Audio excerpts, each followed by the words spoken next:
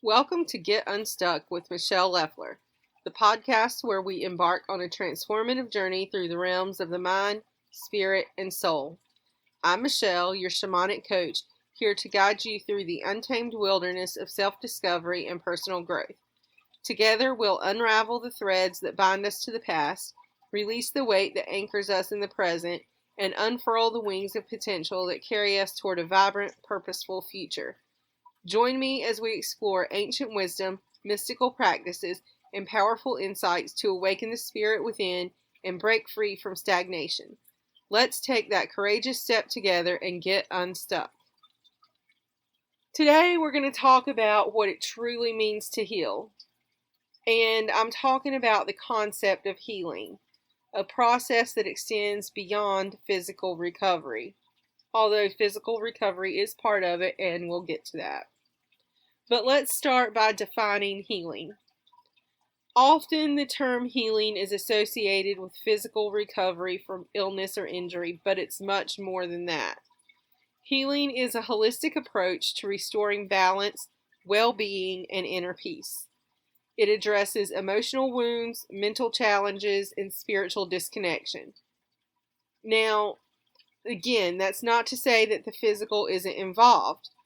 We are holistic beings, and our physical bodies are intertwined with our mental, emotional, energetic, and spiritual bodies. They all work together.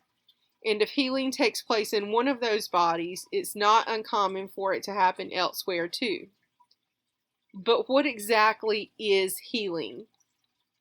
It's about embracing our wholeness. Healing is a journey towards self-discovery and self-acceptance. It involves acknowledging our vulnerabilities and integrating them into our identity instead of suppressing or denying them.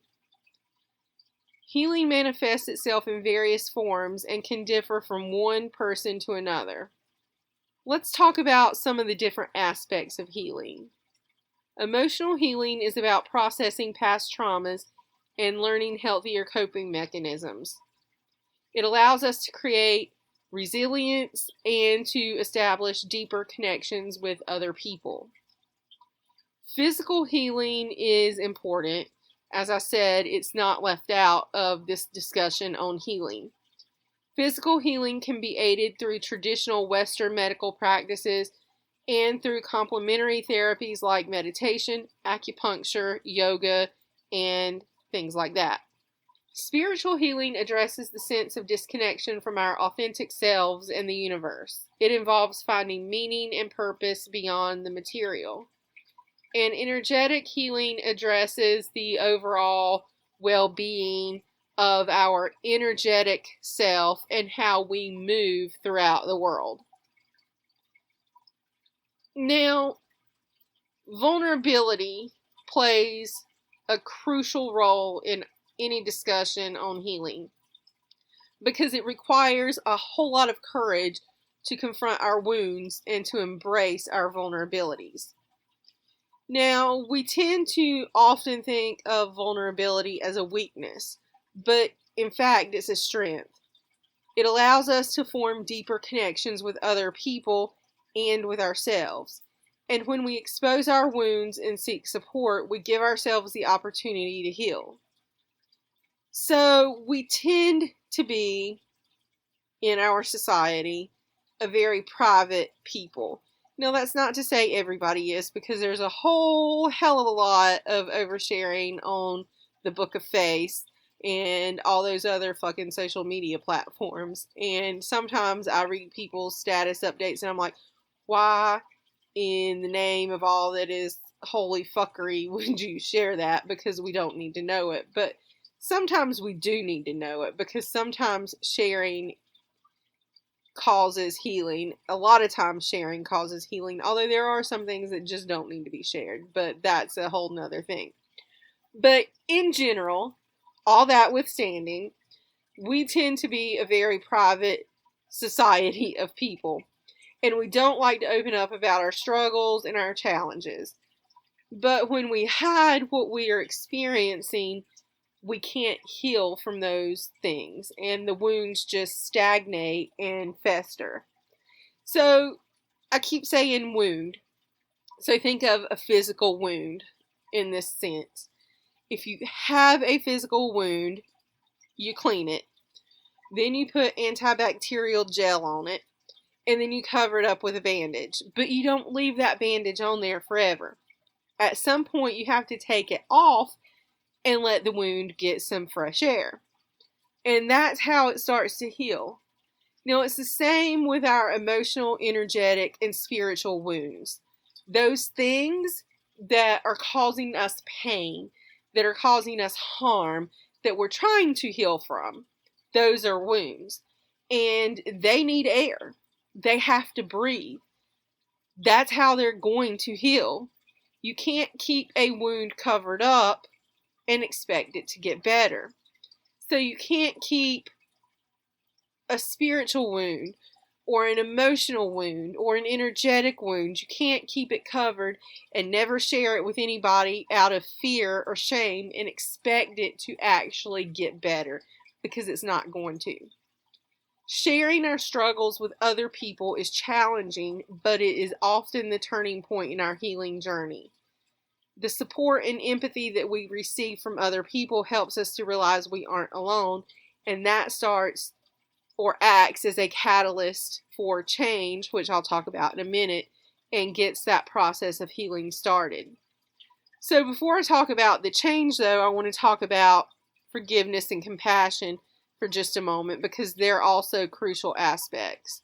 Healing often involves forgiving ourselves and others for past hurts and mistakes.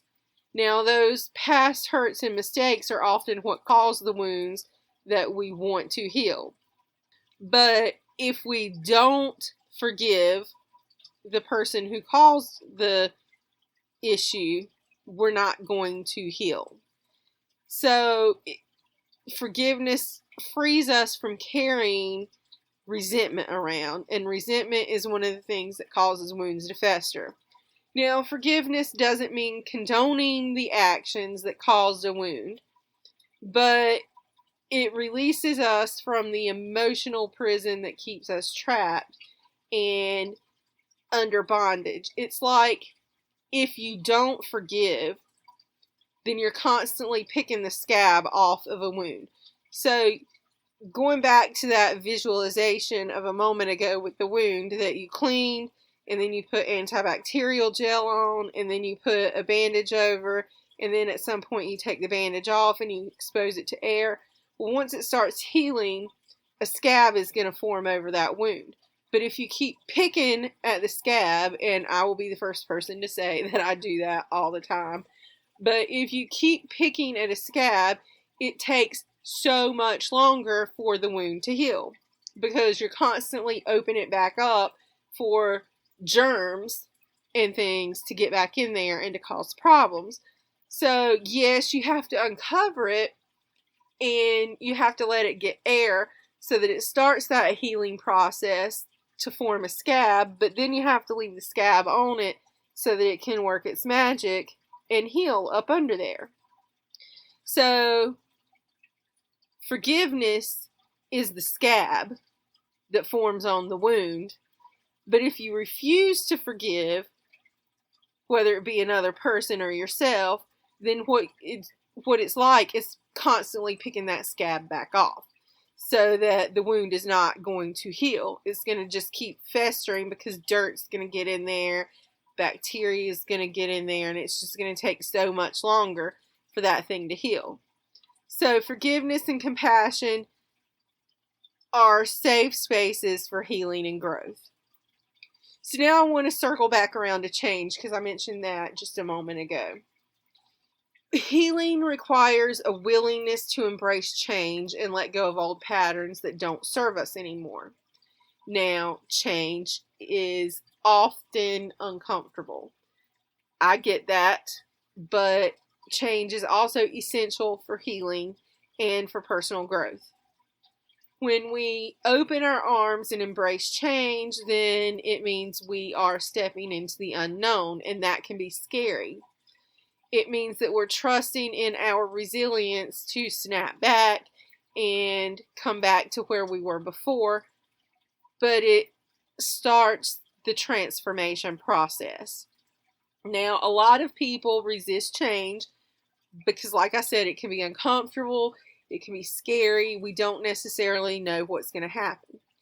But here's the thing, everything changes. Nothing stays the same. Everything comes to an end at some point. The good things are going to end. The bad things are going to end. It all ends at some point. Nothing stays the same forever. We just have to make the best of change, and that often involves recognizing that change a lot of time means letting go of beliefs and habits that are keeping us stuck. So healing is not a destination. It's not we do this work, we get to a point and bam, we're healed and we're over whatever was causing us pain. Healing is an ongoing journey. It's not a linear process.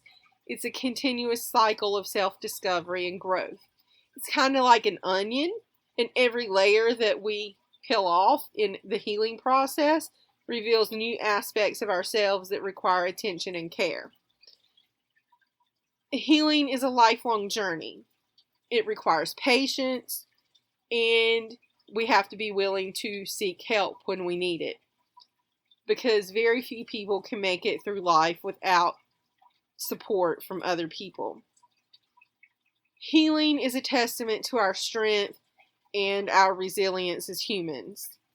When we can embrace our vulnerabilities, when we can forgive, when we can welcome change with open arms, then we are on the path to being able to heal. Remember, though, to be kind to yourself in the journey, because it is a journey, and like anything else, there will be some forward motion and there will be some backward motion. So just remember that it's not something that it's not a destination that you have to get to. It's not a race. There will be some mistakes and some falling down, but to be kind and compassionate to yourself on this healing journey.